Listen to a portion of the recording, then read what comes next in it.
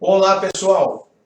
Eu sou o Chicão Somavila, editor do programa O Ponto da Política. Hoje, quarta-feira, 1º de maio de 2019. São 19 horas em Pinhais, estado do Paraná. A transmissão deste áudio você poderá ver amanhã, ouvir amanhã, pela rádio FM Nova Pinhais, prefixo 98.3, a partir das 11h30.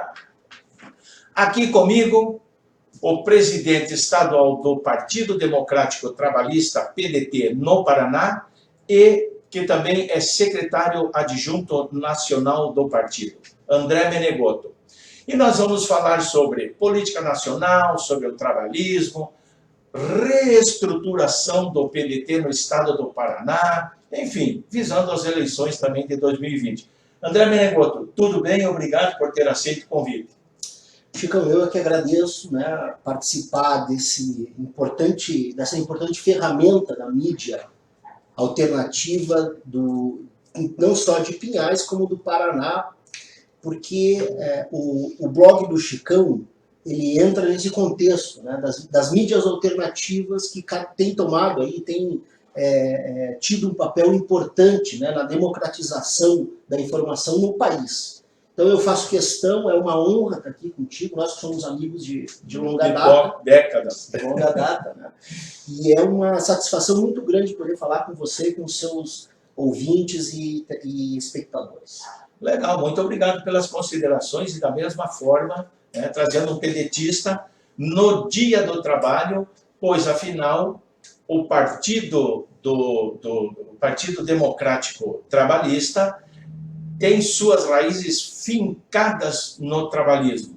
Foi criado por Leonel de Moura Brizola, trabalhista incontestável.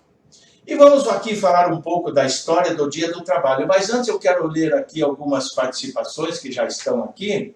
Vamos ver quem que nós temos. A Ângela Maria Landarim entrou, Maria Helena Somavila, esta é a nossa secretária. Giovana Santos Ramos, obrigado, Giovana. Cláudio Miller entrou, Maristela Vieira, ela está nos cumprimentando aqui, deixa eu ver, tem mais uns comentários aqui. A Maristela Vieira, boa noite, Maristela. Matheus Silva entrou também. Cláudio Vidal, Chicão, ótimo programa a todos, grande abraço, obrigado pelo incentivo. Sérgio Xavier, meu amigo Sérgio Xavier, muito obrigado pela participação. O Matheus está dizendo, ótimo partido, excelentes quadros, olha aí, André. Ângela Luquezzi também entrou, obrigado pela participação. E vamos falar um pouco rapidamente aqui sobre a história do Dia do Trabalho. No dia 20 de junho de 1889, a segunda intentona internacional socialista, reunida em Paris, decidiu convocar anualmente uma manifestação com o objetivo de lutar pela jornada do quê? De 8 horas de trabalho para o trabalhador, evidentemente. A data escolhida foi o 1º dia de maio, como homenagem às lutas sindicais de Chicago. Veja bem, naquela época, naquele mundo capitalista, já se criava, já se tinha a intenção de proteger a classe trabalhadora. A Internacional Socialista, IS, é uma organização que busca a divulgação e a implementação do socialismo democrático através da união dos partidos social-democratas, socialistas e trabalhistas. Então, o socialismo ela não tem nada a ver com comunismo, com escambau, que volta e meia algumas pessoas ficam querendo associar. Não é nada disso aí. Então, tudo que a Internacional Socialista faz, ela faz em nome do quê? Do bem-estar social, ou seja, dos direitos sociais de toda a classe trabalhadora. A data surgiu em 1886, quando trabalhadores americanos fizeram uma paralisação no dia 1º de maio para reivindicar melhores condições de trabalho, como redução da jornada de trabalho para 8 horas, convocando uma greve geral no país. O movimento se espalhou pelo mundo e no ano seguinte, trabalhadores de países europeus também decidiram parar para protestos. No calendário litúrgico, celebra-se a memória de São José do Operário, por tratar-se do santo padroeiro dos trabalhadores. Aqui, aliás, aqui em Pinhais, lá no bairro Maria Antonieta tem a igreja São José Operário. Então, vamos ver quem mais tem aqui. Jerry Barros entrou, obrigado. Jerry Barros e Vanilda Franco Guimarães. Márcio Coelho entrou também, obrigado. Então, André, alguma coisa que quer falar sobre a Internacional Socialista? Ou podemos partir já para... Só um ponto importante, você já iniciou, já fez uma bela introdução, mas a Internacional Socialista é isso, é uma organização internacional que congrega partidos de centro-esquerda e esquerda, os trabalhistas, socialistas e social-democratas do mundo todo. O PDT participa da Internacional Socialista desde 1979, quando realizou em Lisboa uma reunião ainda no exílio do Brizola, você lembra? Quando Leonel Brizola estava exilado do país, em plena ditadura, os trabalhistas do Brasil se reuniram em Lisboa, sob a coordenação e o apoio do Partido Socialista, à época português, que é uma espécie de padrinho do PDT no Brasil aqui, né? Eles nos acolheram em Portugal para uma ampla reunião de trabalhistas lá em Lisboa, Portugal, em 1979. E o Brizola passou então a ter essa relação com grandes líderes políticos da esquerda europeia e, em seguida, o PDT, fundado no Brasil, passou a integrar a Internacional Socialista, e o Brizola foi o seu vice-presidente durante toda a sua Ele é o Mário Soares também, né? Ele, o Mário Soares, exatamente. Inclusive, nessa ocasião, foi extraída a Carta de Lisboa, né? Carta de fala Lisboa, sobre toda exatamente. essa questão trabalhista. E eu peço a vocês todos aí, meus seguidores, os amigos, Bernadette Corso entrou também, um abraço para você, que compartilhe, dê os likes para que mais pessoas fiquem conhecendo o nosso programa e o nosso trabalho, né? André, o PDT, ele é um partido com fortes raízes no trabalhismo, como já fazemos, né? Como já falamos. E é um defensor incontestável da classe trabalhadora. O que você teria a dizer sobre a reforma trabalhista iniciada em governo Temer e sendo continuada no governo Bolsonaro?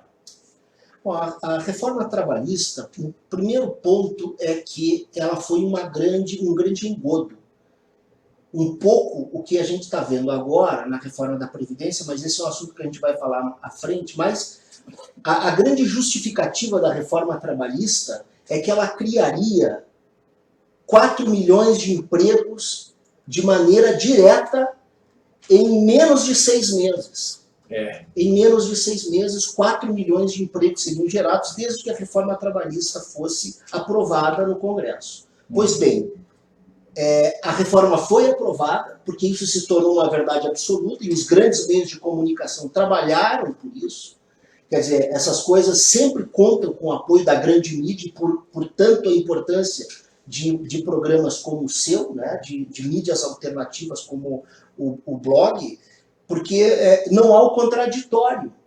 Nós não conseguimos ter o contraditório no Brasil, é uma verdade absoluta. Então a reforma trabalhista do Temer, ela foi aprovada por maioria no Congresso, já numa ampla crise. Nós tínhamos vindo daquela situação do impeachment da ex-presidente Dilma, e ali já aquilo se tornou uma verdade, como sendo uma verdade absoluta, e que o Brasil só iria recuperar a sua economia desde que aprovasse a reforma trabalhista. E contou com o apoio, inclusive, do atual presidente Bolsonaro no Congresso. Exatamente. Ele dizia à época que a reforma trabalhista era imprescindível, tal como fala agora da reforma da Previdência. Mas a reforma trabalhista, dentro de outros absurdos, ela, além da terceirização total, por exemplo, que já é prevista, né, no poder público, nos setores públicos, ela prevê, por exemplo, a abertura da contratação de funcionários por parte da iniciativa privada sem nenhuma garantia trabalhista. Quer dizer, você não teria mais, através de uma carteira especial que está sendo criada, que eles estão chamando de carteira verde e amarela. Quer dizer, o empregador pode contratar o seu funcionário abrindo mão de todos os seus deveres, né? E o funcionário, a mesma situação, ele aceita trabalhar na empresa, abrindo mão de uma série de direitos. Para ter um emprego na mão. Exatamente. Aí que entraria aquela frase que o Bolsonaro falava na campanha, ou emprego sem direitos, ou direitos sem empregos. Tá acontecendo. É isso. E é muito triste você ver isso, sabe, Somavila, porque você vive num momento econômico muito difícil, né? Uma crise econômica muito acentuada, profunda.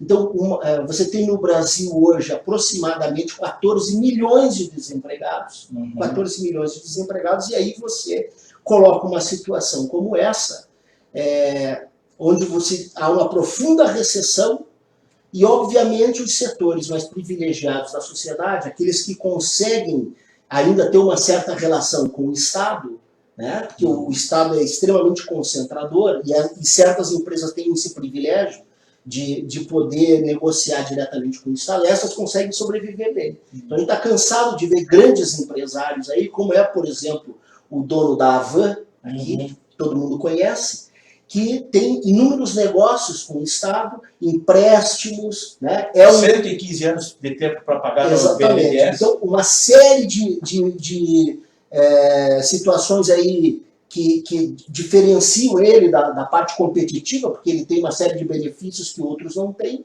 E aí é fácil falar de abrir mercado, né, de tirar direitos, né, para quem tem isso. Agora, para quem não tem, o pequeno empresário, o médio empresário, o microempresário, aquele que realmente está empregando mais de 70% da força de mão de obra do país, esse que não consegue ter esse acesso. Essas empresas familiares. Empresas familiares, esses que dependem do mercado, a hora que o mercado está em baixa e que há uma retração no consumo das famílias, esses que sentem.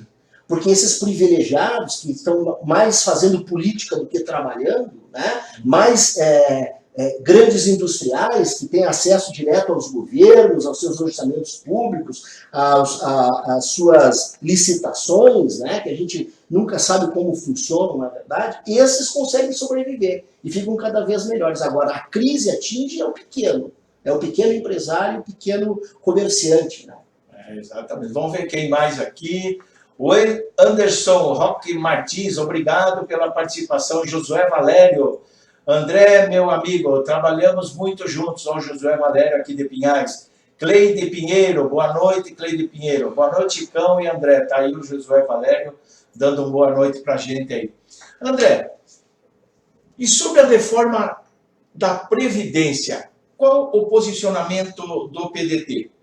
Bom, o PDT reuniu-se há mais ou menos 30 dias atrás, um mês, em Brasília, uma reunião com toda a bancada e tirou uma posição oficial. O PDT, nesta reforma, o PDT está se posicionando de forma contrária e a bancada vai votar contra esta reforma da Previdência. Essa é uma posição unânime da bancada e do partido, tanto na bancada da Câmara quanto a bancada no Senado. E por que nós chegamos nessa decisão? E agora, também não faz tanto tempo assim, faz menos de 30 dias. Em Brasília, nós nos reunimos com o Ciro e lançamos, inclusive, nesse mesmo dia, no dia que nós definimos esse posicionamento, nós lançamos o Observatório da Democracia, o Observatório Trabalhista. Tá? Esse Observatório Trabalhista é uma ferramenta que o PDT está disponibilizando à população brasileira e vai ser uma espécie de fiscal do governo. Em várias áreas estratégicas, nós vamos acompanhar e fiscalizar o governo Bolsonaro. Né? E a cada 3 meses nós vamos emitir um relatório.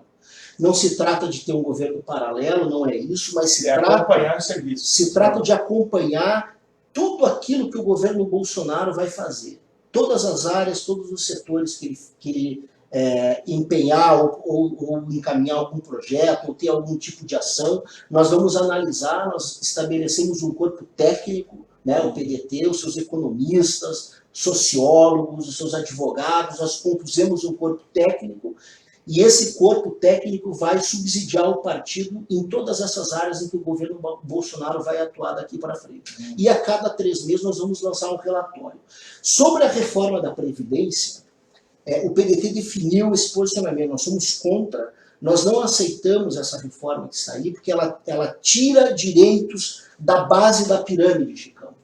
É a base da pirâmide, não é os setores privilegiados que vão ser afetados. nós não vamos mexer com a ponta da pirâmide, o topo da pirâmide, por exemplo, do judiciário, das próprias Forças Armadas, do próprio legislativo, né? Nós não vamos mexer, nós vamos mexer com a base da pirâmide mesmo, com aquele assalariado, né? O aposentado que ganha até um salário mínimo. São esses os que mais vão sofrer com essa reforma da Previdência. Portanto, o PDT definiu que não apoia essa reforma, mas de uma forma até diferente dos outros partidos de oposição, nós vamos apresentar a nossa proposta. Tá? Nós vamos apresentar uma proposta alternativa de reforma da Previdência, que também fala, por exemplo, da substituição do sistema, né? Substituição do sistema que entra em colapso realmente, mas nós temos que ter em mente o seguinte, é isso que o PDT acaba tendo como uma base fundamental da sua proposta, que é a reativação da economia. Quanto mais ativa estiver a economia, quanto mais aquecida estiver a economia, quanto mais emprego se gerar, mais recurso e mais receita entra nos cofres para financiar a Previdência Social, a Previdência no Brasil. Então, se você tem uma economia recessiva, em retração, com um número de desempregados e de desalentados, as pessoas cada vez mais indo e tendo como atividade ações... deixando de procurar emprego. O Ciro fala muito isso, a pessoa vivendo de bico, né? Vai vender alguma coisa na esquina, vai pintar, vai fazer alguma coisa, porque o emprego realmente ele não está aparecendo na base da pirâmide. Basta ver agora, um supermercado em São Paulo abriu 200, 300 vagas, deu mais de 6 mil pessoas na fila lá no Vale do Anhangabaú, né? Então, é dramática essa situação. Então, quanto menos aquecida estiver a economia, maior será o déficit da Previdência. E nós estamos atuando não na causa do problema, mas dando remédios paliativos para a Previdência, como sempre fizemos. O que a gente precisa é voltar os olhos para a economia e realmente ter um governo que tenha projeto para esse país, que nós não estamos vendo agora. Bela explanação. Vamos ver aqui quem mais nós temos. Vinícius Martins entrou. Obrigado, Delmar Paulo Morschel.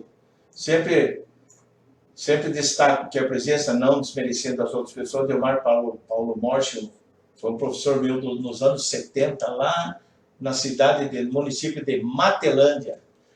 Um baita de um cara, uma pessoa sensacional. Josué Valério, quando eu conheci o André, ele tinha cabelos pretos. Eu também, né? Eu também. Vinícius Martins, boa noite, Câncio Mavila. Boa noite, Vinícius Martins. Um abraço. Salete Heleno também entrou. Um grande abraço para você, Salete. Então, André, sobre esse vai e vem do governo Bolsonaro, uma hora o presidente vem e fala uma coisa, vem um ministro e diz, ou vem um general e diz e tal, uma decisão que ele toma, depois volta. Como que você analisa isso? É falta de experiência do presidente? Ou é uma sinceridade dele? Ou é uma falta de uma dicotomia, sei lá, de alguma coisa, de uma união maior, de um conhecimento maior entre os componentes desse governo?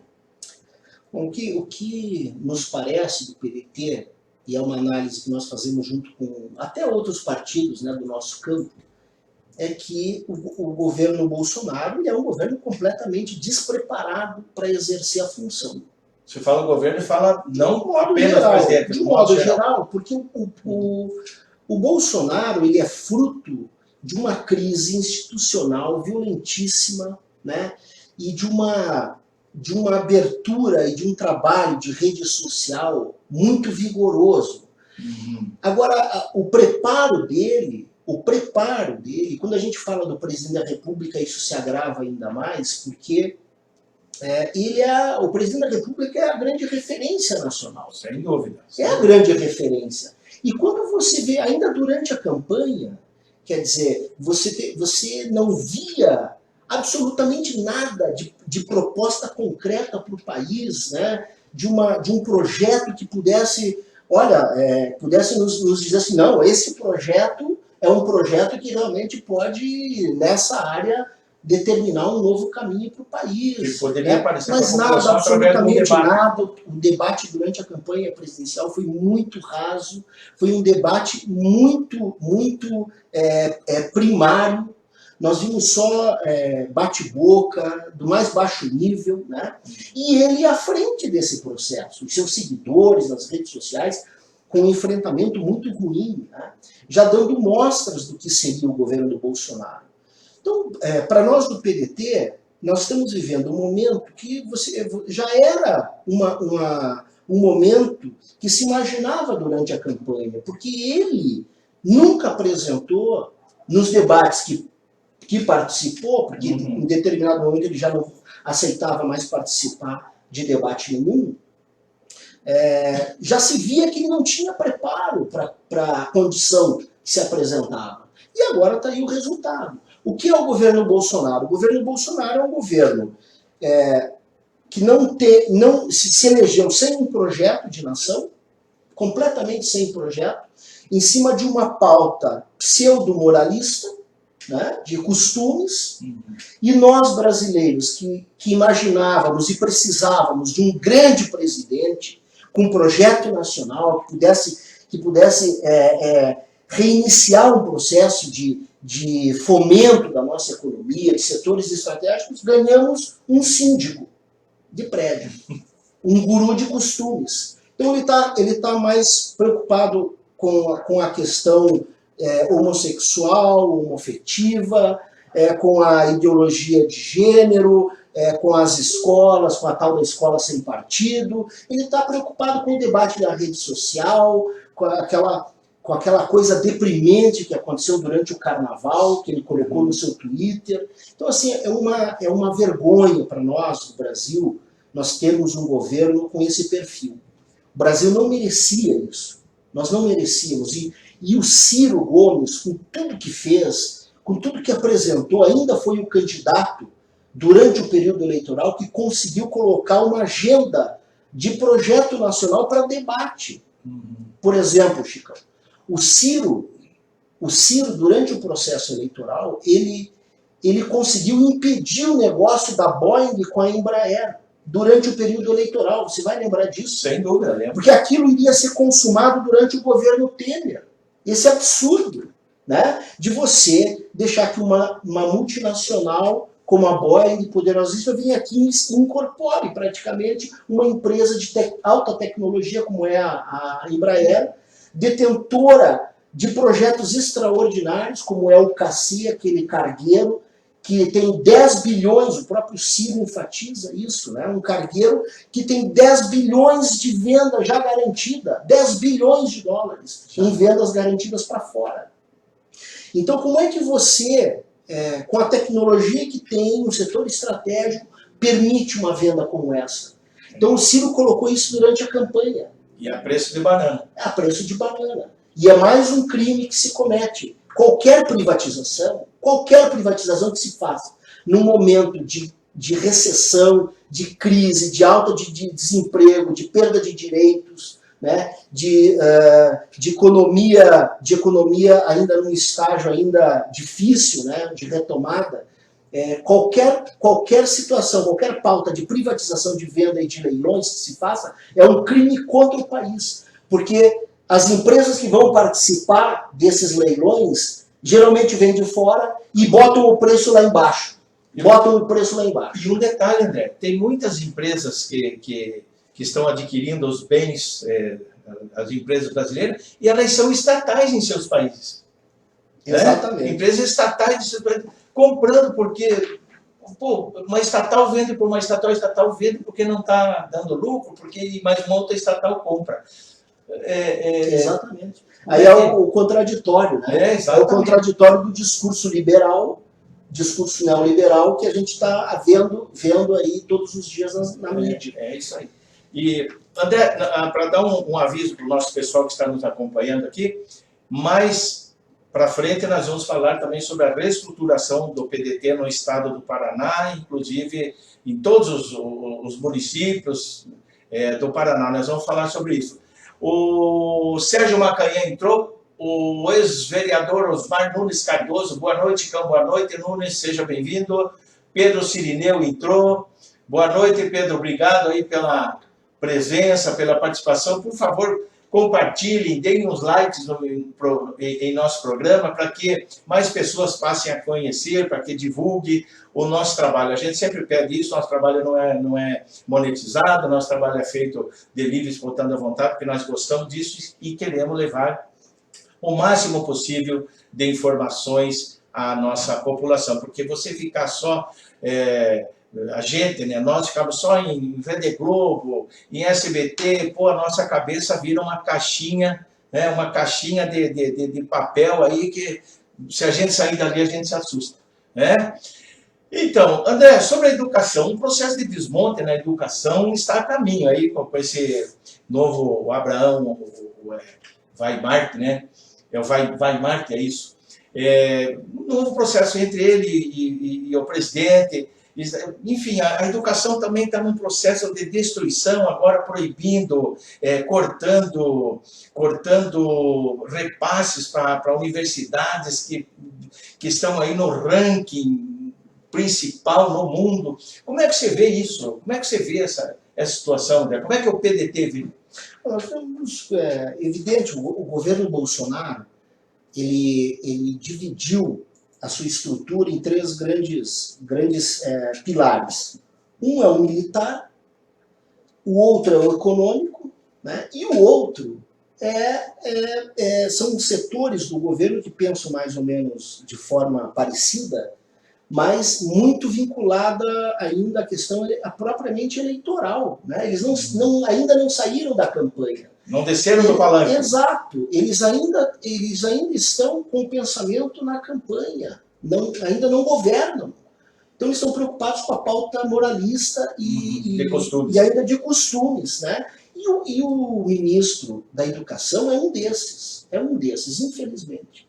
Então, você viu agora recentemente aquele vídeo que aquela estudante gravou da professora, e ele evidentemente achou aquilo normal, né? Então, assim, falando da escola sem partido, essa aberração, né, que confronta a liberdade de cátedra dos professores, isso não existe em lugar nenhum do mundo. Querem demonizar o professor. É isso. E, na verdade,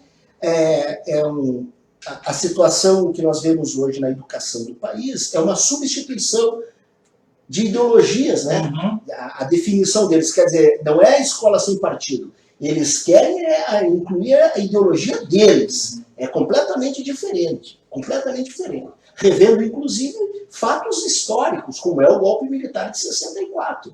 Né? Que para o presidente Bolsonaro não aconteceu. Né? Não aconteceu. As mortes, as torturas, os sequestros, os desaparecimentos, né? As valas que encontraram em Perus, com todas as ossadas, né? Isso nada aconteceu. Então, nós temos que... É um pouco até de civilização moderna, sabe? É uma situação que os setores pensantes da sociedade brasileira, aqueles realmente que querem construir um país civilizado, tem que ficar atento a isso, porque vai nos levar para a história, esse tipo de defesa, esse tipo de situação. Em relação à educação, o PDT tem, talvez não, é o único partido no país que teve a capacidade de apresentar um projeto alternativo de educação. O governo Brizola representou na história do país, e o Brizola tinha muito isso com ele, Chicão, desde a época que tinha sido governador no Rio Grande do Sul, na década de 60, final da década de 50, início da de 60, a prioridade absoluta com a educação, e o PDT, inclusive, é reconhecido como o partido da educação. É a principal bandeira. É a nossa principal Garcia bandeira. Ribeiro é a referência lá. Então nós não acreditamos numa revolução de fato no Brasil, numa mudança de rumos no Brasil, sem um investimento maciço na educação de base fundamental. E o PDT foi o único partido que conseguiu colocar isso em prática durante os seus governos, principalmente nos governos do Brizola. né? Nós temos prefeitos que seguem a mesma linha, governadores até que seguem a mesma linha, mas que já seguiram, mas o governo Brizola é o grande referencial na educação para nós trabalhistas, para nós pedetistas. Porque o Brizola construiu no Rio Grande do Sul, e é recorde, isso nunca aconteceu no mundo. O Brizola construiu no Rio Grande do Sul, em 4 anos, 6.300 escolas no território gaúcho. Não tinha uma vila, um município, um vilarejo que não tivesse uma escola pública do governo do estado. E o Brizola foi tão genial que já naquela época, tão genial, enxergando à frente do seu tempo, que o Brizola, engenheiro civil, que era, já na época, ele construiu essas escolas no sistema de pré-moldados, em madeira. Naquela época. Então ele tinha uma fábrica de escolas, e essa fábrica de escolas tinha... você já chegava com a escola praticamente pronta no município. O prefeito só doava o terreno e contratava os professores para dar aula. Então ele chegava com as paredes, montava, e em 2 semanas a escola estava montada, porque ele conseguia construir isso no sistema de pré-moldados. Outra observação importante também, acredito que você vai chegar nessa, o Sambódromo no Rio de Janeiro. Foi o Brizola que construiu, porque durante o ano letivo era escola e CIEPs, tipo, né? E no carnaval serve para aquilo que, enfim. E a Rede Globo nunca falou isso. Nunca falou. Metia o pau no Brizola, descia o cacete no Brizola, falava da filha do Brizola e tal, e nunca falou. Talvez tenha muita gente que até não saiba disso, outros tanto pode estar sabendo também, mas o Sambódromo ainda serve, né, como escola durante o ano. Na época de carnaval serve para aquilo ali. Você vê que interessante a visão de mundo do Brizola sobre a educação.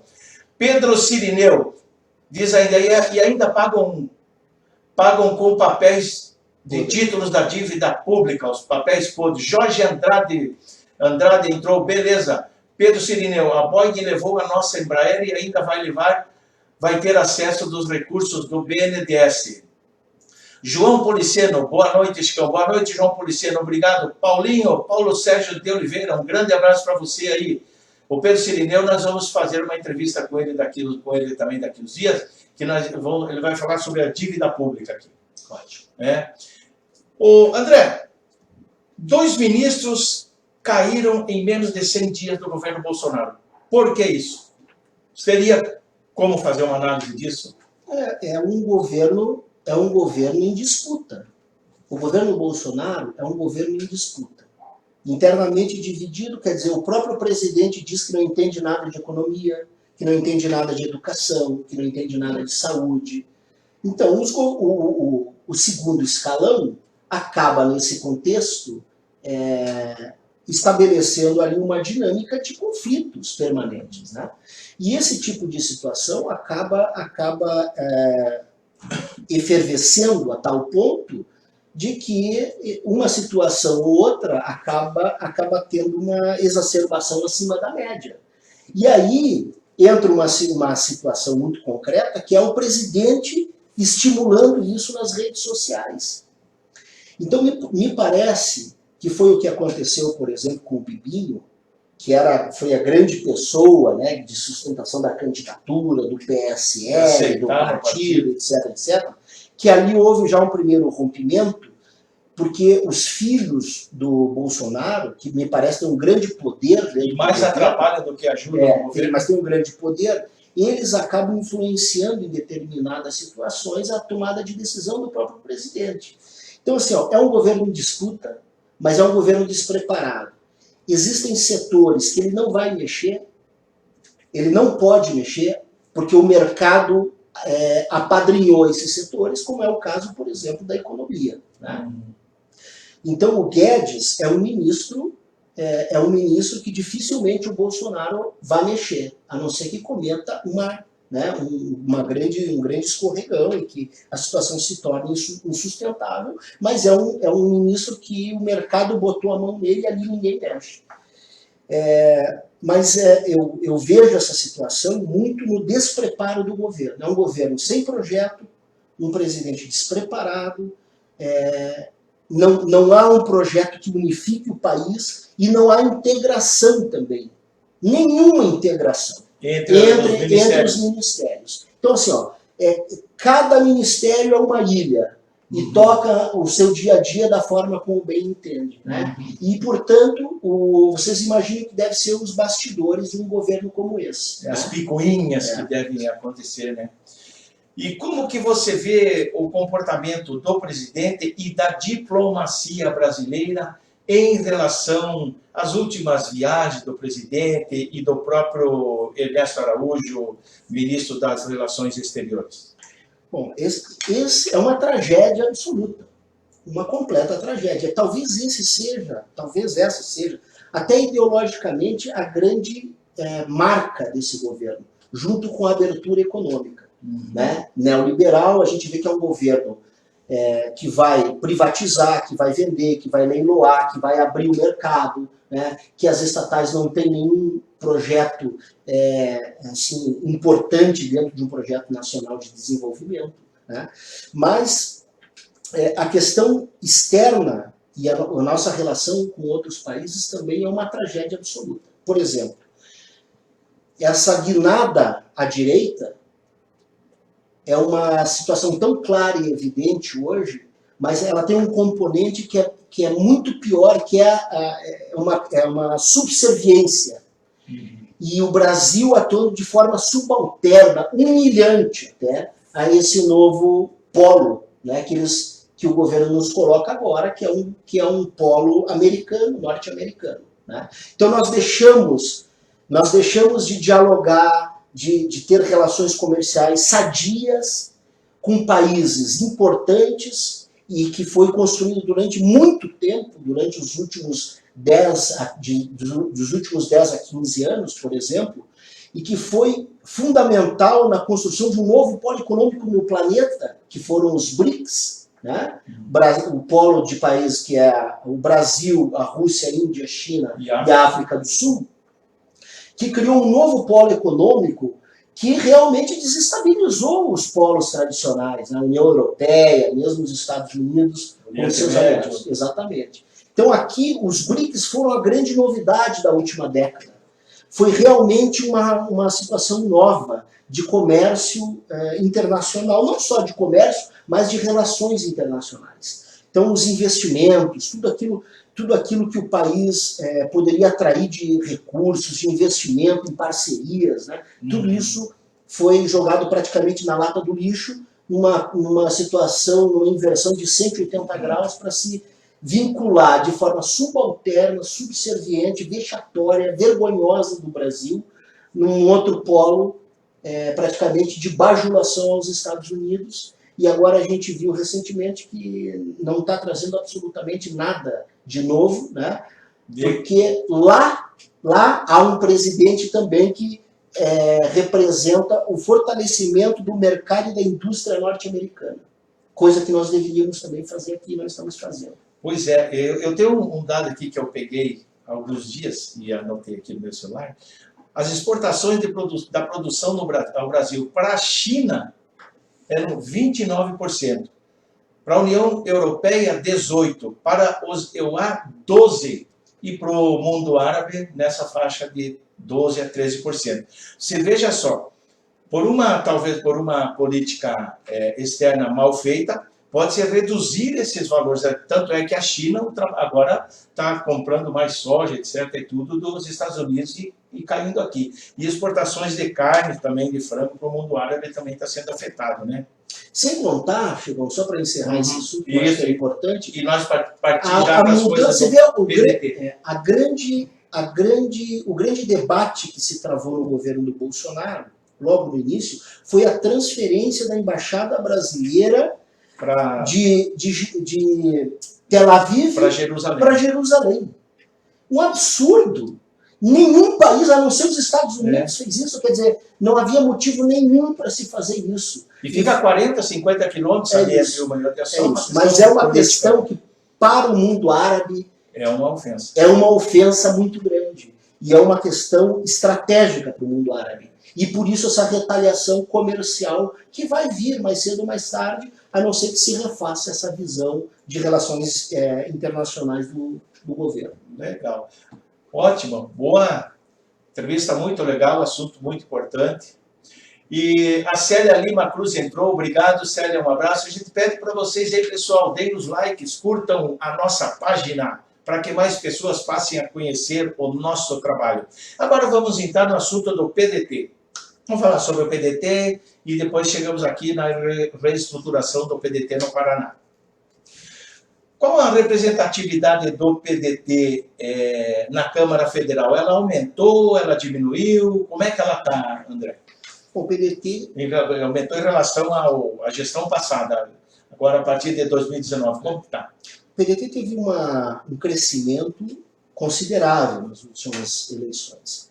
Nós tínhamos 19 deputados federais, fomos a 28. Foi o partido do campo popular, progressista, que mais cresceu na Câmara dos Deputados. Houve também uma fragmentação muito grande da Câmara, né? Nós tínhamos cerca de 25 partidos representados até a última legislatura, fomos a 30 agora. Né? Apesar de que 10 desses partidos não atingiram a cláusula de barreira, e aí há um processo na Câmara, no Brasil, de fusões e incorporações partidárias. Né? O próprio PCdoB e o PPL acabaram entrando numa negociação, o PPL acabou sendo incorporado, e assim outros partidos o fizeram, né? Justamente porque não atingiram a cláusula de barreira. Mas o PDT, ele elegeu 28 deputados federais. O Ceará foi o estado que mais elegeu, foram 7 deputados ao todo. Aqui no Paraná nós tivemos uma participação muito boa também, né? Durante a campanha, elegemos o deputado federal Gustavo Fruit, ex-prefeito de Curitiba, sendo mais votado, inclusive, de Curitiba, foi o deputado federal mais votado em Curitiba, é o grande nome do PDT do Paraná. E na Assembleia Legislativa o PDT elegeu 2 deputados, e devido a essa incorporação do PPL pelo PCdoB, acabamos ganhando um 3º deputado que veio para o PDT, que é o deputado Márcio Pacheco de Cascavel. Então o PDT hoje, aqui no Paraná, tem 3 deputados estaduais. O Moura, o Luerce e o Márcio Pacheco. O Nelson Luerce, que é da região sudoeste, né? E o Márcio Pacheco de Cascavel, e o deputado Moura aqui de Curitiba. Mas nacionalmente o PDT cresceu muito. Foram 28 deputados federais e no Senado são 4 senadores. Né? Nosso líder, o Everton, do Ceará no Senado, o senador Everton, e na Câmara dos Deputados o deputado André Figueiredo, que é do Ceará, também é o líder da bancada do partido. Bastante combativo o André Figueiredo. E você teria como informar o número de prefeitos e vereadores que o PDT tem no Brasil? É possível informar isso? É possível, sim. O PDT, na eleição de 2016, teve uma participação também muito boa, conseguiu crescer significativamente da eleição de 2012. Nós elegemos aproximadamente 3.600 vereadores e 360 prefeitos no Brasil. Tá? Só para se ter uma ideia, o PT, Partido dos Trabalhadores, elegeu na última eleição 254 prefeitos. Quer dizer, o PDT já saiu da eleição de 2016 maior que o PT, né, no número de prefeitos e de vereadores. Então, é um sintoma importante de um partido que está se reconstruindo. O PDT está se reconstruindo nacionalmente. Olhando, obviamente, o legado que nós temos, né, trabalhistas, de Jango, de Getúlio, de Brizola, de Darcy Ribeiro, de tantos e tantos líderes, né, que passaram pelo PDT, do próprio Luiz Carlos Prestes, que morreu, Alberto Pasqualini. O PDT é um grande celeiro, né, de lideranças, e sempre com esse compromisso popular, né, e trabalhista com os trabalhadores.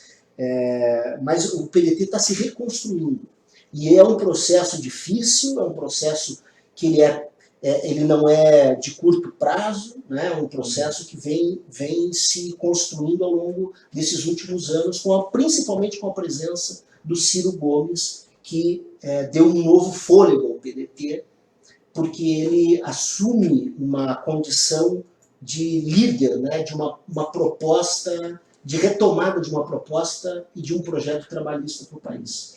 E qual o motivo que levou o PDT, digamos aqui do estado do Paraná, a tomar essa decisão, essa reestruturação? O que aconteceu? O que motivou o PDT a tomar essa decisão?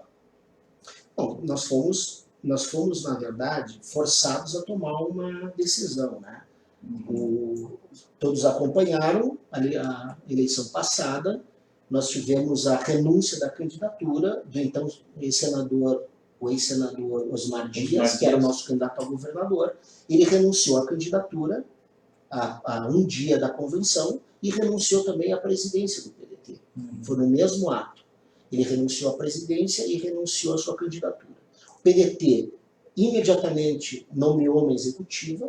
Eu ainda desempenho a função de secretário nacional, né, adjunto do PDT, da nossa Secretaria-Geral, e sou do Paraná, né, moro aqui do lado, em São José dos Pinhais, conheço bem a realidade, e o presidente nacional, Carlos Lupe, e nosso secretário-geral, Manuel Dias, acharam por bem que eu conduzisse esse processo nesse período de transição. Eu estou aqui ainda conduzindo, né, o PDT do Paraná. Passamos pela turbulência mais séria, que foi o período eleitoral. Foi muito difícil você recolocar o PDT e manter a chapa de candidatos, né, depois de uma situação dessa de última hora. De última hora foi muito difícil, mas nós conseguimos manter a chapa, conseguimos manter tanto as chapas de deputado federal e deputado estadual, dentro de uma nova filosofia, conseguimos fechar uma bela aliança, que se não foi a melhor, foi a melhor possível, foi aquela que nos trouxe para o campo de novo, né, popular, progressista. Era um campo que nós gostaríamos muito de retomar aqui no Paraná, e passamos por essa turbulência maior que foram as eleições. O resultado eleitoral propicia um novo momento, né? A nossa bancada na Assembleia Legislativa desempenha um papel excelente, tem uma bela imagem, são deputados de altíssimo nível. O deputado Gustavo Frutti, ex-prefeito de Curitiba, também é uma figura que tem uma imagem acima de qualquer problema, né? Ele é muito correto, muito sério, defende as nossas teses também. Nós estamos juntos nesse projeto. E partimos daí, Chicão, para uma situação muito concreta, que foi a reestruturação do PDT no estado do Paraná. Então, durante o período eleitoral, ainda no sufoco do processo eleitoral, nós constituímos um grupo de trabalho que trabalhou durante todo o processo eleitoral um projeto partidário sobre a nossa coordenação. Aprovamos esse projeto no final do ano passado e já estamos executando. São 3 pilares fundamentais desse projeto. O estabelecimento de coordenações regionais, são 12 no Paraná, coordenações. Os coordenadores regionais, esses 12 coordenadores regionais, estão incorporados à executiva estadual do PDT, são nomes especiais mesmo, pedetistas, trabalhistas, que nós escolhemos a dedo, comprometidos para fazer o diagnóstico do PDT, município a município, no estado todo, porque aqui de Curitiba nós não iríamos atingir os 399 municípios do estado.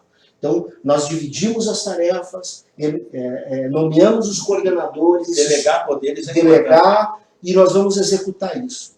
E o foco principal são os 30 maiores municípios do estado, que representam aproximadamente 60% do eleitorado do estado do Paraná. Então, nós estamos atuando pontualmente nesses 30 maiores municípios, e já onde não há problema, com foco muito na fidelidade partidária, né? Sabendo que o PDT no município apoiou para deputado federal, deputado estadual, presidente, governador, etc., etc., nós estamos reformulando todas as direções municipais no estado. Ok, bacana. É por aí mesmo. Luiz Roberto Portela Gaudêncio entrou, Cláudio Jesus também entrou, Cláudio Jesus, lá de 4 Barras, Cláudio Jesus. André, já estamos quase chegando ao final, tem mais 2 perguntas. A primeira é essa, que evidentemente que o PDT terá candidaturas próprias em vários municípios do Paraná nas eleições de 2020. Nas grandes cidades e na capital, o PDT já tem nome, está estudando, está analisando? Como que está isso? Bom, depois nós vamos falar aqui de Pinhais. Ótimo. Nós estabelecemos, Chicão, como meta atingirmos, no ano que vem, 15% dos municípios do estado com prefeitos eleitos pelo partido. Essa é a nossa meta. Nós queremos atingir aí perto de 60 prefeituras. Né? E estamos trabalhando no projeto nesse sentido. Nós temos atualmente 31 prefeitos no estado, né? E a nossa meta é aumentar isso dentro de um projeto compartilhado com todas as coordenações, né? E também com os nossos atuais prefeitos. Aqui em Curitiba, por exemplo, nós temos uma situação muito concreta. O PDT teve agora, recentemente, né, o Gustavo Fruit, foi o nosso prefeito, né? Disputou a eleição, acabou não ganhando a última eleição. Foi uma eleição muito difícil, diga-se de passagem, porque o Gustavo foi à reeleição no pior momento aqui do estado do país, onde o debate político estava muito raso, né? Você tinha aqui o auge da crise aqui da Lava Jato, dos procuradores, da Polícia Federal, prendendo gente e tal, e o PDT acabou também se envolvendo muito nesse debate, porque nós tínhamos uma participação, inclusive, do PT na gestão do próprio Gustavo. Né? Perfeito. A Miriam Gonçalves era a vice-prefeita, né? E, obviamente, como o debate ficou muito raso e só na mídia social, nas redes sociais, esse debate acabou ganhando corpo e encobrindo um pouco aquilo que realmente interessava. Mas o Gustavo fez uma belíssima gestão. Investiu muito em educação, investiu muito em saúde. Basta dizer o seguinte, que o Gustavo cortou em 2/3 as verbas publicitárias da prefeitura. E investiu em outras áreas. Né? E isso prejudicou ele? Evidentemente. Coisa que foi retomada pelo atual prefeito de Curitiba. Né? O gasto com mídias agora voltou ao patamar que você tinha antes. Então, é uma concepção própria de gestão pública. É isso. O PDT vem com essa filosofia. Nós temos aqui em Curitiba a possibilidade concreta. O PDT está muito bem trabalhando isso. O próprio Gustavo aparece bem nas pesquisas, mas nós temos também a possibilidade de... Vamos analisar isso, né, daqui até o ano que vem. Caso o Gustavo não queira participar dessa campanha, né, porque o nosso projeto também ele é de médio prazo e longo prazo, nós estamos também olhando já para 2022. Teremos um projeto muito consistente para 2022, porque não acreditamos nesse governo Ratinho Júnior, nós não acreditamos. Acho que é um outro engodo. E um governo que, na verdade, vai repetir práticas do governo federal aqui. Então, o governo vai vender tudo lá, ele vai vender tudo aqui. É a mesma receita. É um alinhamento. É o mesmo receituário. Então, nós estamos olhando 2022, passando por 2020. Em Curitiba, o Gustavo é fortíssimo candidato, é o candidato do PDT, mas nós temos uma novidade muito grande aqui, que é uma figura extraordinária, que é o deputado Goura, em Curitiba. Foi muito bem votado em Curitiba, uma figura, é a novidade da Assembleia Legislativa do Paraná, um deputado de uma imagem irretocável, projetos consistentes, ele está incomodando muito a Assembleia Legislativa, porque está trabalhando demais. Ele esteve viajando esses dias para o interior do Paraná. Porque a pauta dele é muito interessante e tem seguidores, né, e tem apoiadores em várias regiões, em vários municípios. Então o PDT está muito tranquilo em relação a 2020. Em Curitiba, nós teremos candidato a prefeito. Nós teremos candidato a prefeito. Vamos discutir qual é o melhor projeto. O Gustavo está muito bem nas pesquisas, aparece em segundo, acho que pode ser uma grande alternativa e tem a prefeitura na cabeça, impressionante também. O Gustavo, ele conhece cada número e cada peça orçamentária. Ele sabe o que vai falar durante a campanha, caso seja o nosso candidato. Poderemos ter aí o retorno do Gustavo. Claro, olha isso aí. Então, e chegando aqui, o Silvio José de Souza entrou, um grande abraço. Cleidipe, parabéns, Chicão, gostei muito da entrevista com o André, legal. Quando o convidado entende, manja, aliás, todos os convidados que estão vindo aqui estão sempre falando bem, beleza, uns mais, outros menos, mas num nível muito legal, muito construtivo, muito produtivo. Chegando à última pergunta. Em Pinhais, a prefeita Marli Paulino é do PDT, e o PDT tem 3 cadeiras na Câmara Municipal, que é o presidente atual da Câmara, o Marcinho, o vereador Filho e a vereadora Cecília Padovan. Aqui também haverá reestruturação? Bom, o projeto que nós estabelecemos, Chicão, ele engloba os 30 maiores municípios do estado. Esses são prioritários para nós até o final de abril, primeira quinzena de maio. Né? Uhum. Agora, nós estamos trabalhando essa recomposição. Evidentemente que Pinhais está nesse contexto. Né? Importante cidade, município da região metropolitana, mas nós temos que ter claro o seguinte, o PDT não é mais o partido que nós vínhamos tendo aqui no Paraná na última década, digamos assim. Né? O PDT mudou algumas pessoas ainda não enxergaram isso. Não caiu a ficha. O PDT mudou radicalmente. E isso não é uma imposição dessa direção que está aqui. Entendo. Não é. Ela é um projeto muito consistente e é nacional, Chicão.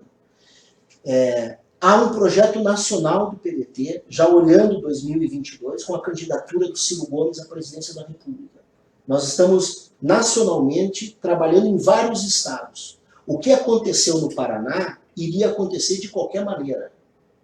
Né?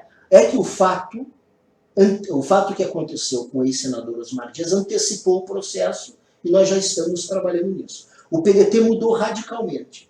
E esse projeto é conectado com o projeto nacional do PDT. Não há mais espaço para você organizar partido e aí quando você mais precisa do seu partido, no seu município, você procura e não encontra. Porque ou eles estão apoiando gente, na sua maioria, esmagadora maioria, apoiando gente de outro partido, para deputado federal, para senador, governador, né? Presidente. Não há mais isso. E eu quero dizer uma coisa muito clara aqui para os nossos espectadores e os ouvintes, né? E é uma honra mesmo participar do teu programa, viu, Chicão? Obrigado. A sociedade brasileira está repugnando os partidos políticos no Brasil. Não aceita mais esse modelo partidário que existe hoje no nosso país. E a sociedade não consegue distinguir. Ela mistura... O joio do trigo. Não distingue. Então, para quem não participa do dia a dia da política, e aí nós temos 1/3 da sociedade que consegue ter esse discernimento, 1/3 somente, a sociedade hoje não quer mais esse tipo de política e esse tipo de organização partidária. Então, nós vamos mudar radicalmente o PDT no estado do Paraná. O projeto é muito consistente. Os 30 maiores municípios do estado são prioridade absoluta e Pinhais está dentro disso. Nós vamos procurar a construção de um novo projeto para o município conectado ao projeto nacional do nosso partido. E nós vamos buscar cada vez mais, Chicão, transparência, abertura, para que as pessoas possam vir dialogar com o PDT. O PDT tem que ser um instrumento da sociedade na busca dos seus objetivos. Né? Partido é isso. É parte da sociedade que se identifica, se une e luta pelos seus direitos, por aquilo que acredita. E nós vamos transformar o PDT no Paraná numa ferramenta cada vez mais popular, progressista, aberta e transparente. Nós estamos fazendo um convite aberto, estamos recebendo inúmeros filiados, lideranças importantíssimas, inclusive pré-candidatos a prefeito, vereadores, em todas as regiões do Paraná, nos principais municípios, inclusive. E aqui em Pinhais nós vamos trabalhar nesse sentido. Acho que nós vamos conversar com a prefeita. Não é nosso interesse, evidentemente, que a coisa que haja uma ruptura, um rompimento, mas o projeto está claro. Nós queremos saber se daqui para frente ela vai estar conosco de forma efetiva, né? Ou se vai estar um pé numa canoa, outro pé numa outra canoa. Aí também o PDT não pode mais aceitar esse tipo de situação, porque o nosso... Tanto a prefeita quanto os vereadores ou só a prefeita? Não, na verdade, os vereadores, inclusive eu quero anunciar que sim, nós estamos organizando, e faz parte da nossa agenda, o primeiro Congresso Estadual dos Vereadores do PDT. Nós queremos estabelecer uma frente de vereadores trabalhistas do Estado. Isso vai ser muito importante, né? Sem dúvida. Agora, os vereadores entram nesse contexto. A gente quer muito renovar o PDT, dentro de novos conceitos e novos parâmetros. Espero que o PDT de Pinhais enxergue esse momento. Porque aqueles que apostaram que o PDT iria morrer na eleição passada, tiveram uma grata decepção. Para nós, uma grata decepção. Ok, André. Nós estamos chegando então ao final do programa e eu deixo para você aqui um espaço para as suas considerações finais e que, se você queira responder, falar sobre alguma coisa, alguma pergunta que você gostaria que eu tivesse feito e eu não fiz, que fique à vontade. Chicão, foi um privilégio participar com você aqui. Eu espero que a gente possa ter mais vezes. Espero que vocês tenham gostado, né? Mas é uma situação, como eu te disse, eu acho que a gente vive um momento, nós vivemos um momento no Brasil e no mundo muito difícil, né? Uma polarização muito grande de forças políticas antagônicas, de governos despreparados, né? Você vê, a gente está discutindo se entra em guerra ou se não entra, né? Quer dizer, uma coisa absurda. Um país com quase 14 milhões de desempregados, 63 milhões de pessoas com nome negativado no SPC, que não podem consumir no país. Pois é. Né? Nós não temos projeto alternativo. Então assim, as pessoas que têm discernimento, que têm uma visão de país, que pensam, que raciocinam, a gente tem que ter cada vez mais uma unidade e poder compartilhar programas como esse seu, como o teu blog. Eles são fundamentais, a gente precisa entrar nas redes sociais, a gente precisa debater, nós temos que criar mecanismos para argumentar e se colocar o contraditório, nós precisamos conversar com a população, porque senão nós vamos nos entregar cada vez mais a esse tipo de governo que nós temos no Brasil, né, com um receituário sempre o mais simples possível, né, o primário, quer dizer, aquela situação, você está com dificuldade, o que você faz? Você vende, doa, leiloa, abre, né, vende a preço de banana para poder corrigir o seu problema no curto prazo. Só que depois vem a receita acaba dando errado ali na frente. Exatamente. Mas é isso aí, André. Então nós chegamos aqui, o Olgen Jean é um haitiano, ele estava em Cascavel, agora está morando em Santa Catarina. Boa noite, Olgen. Um grande abraço para você e para a comunidade dos haitianos aí em Santa Catarina. André, chegamos ao final do programa, agradeço a todo mundo, vou dar um parabéns aqui para o André pela participação, pela brilhante participação que teve no programa. Ok, André? Um grande abraço para você. Obrigado, Chicão. Muito obrigado mesmo. Aê, chegamos ao final, vamos encerrar aqui, encerrar vídeo.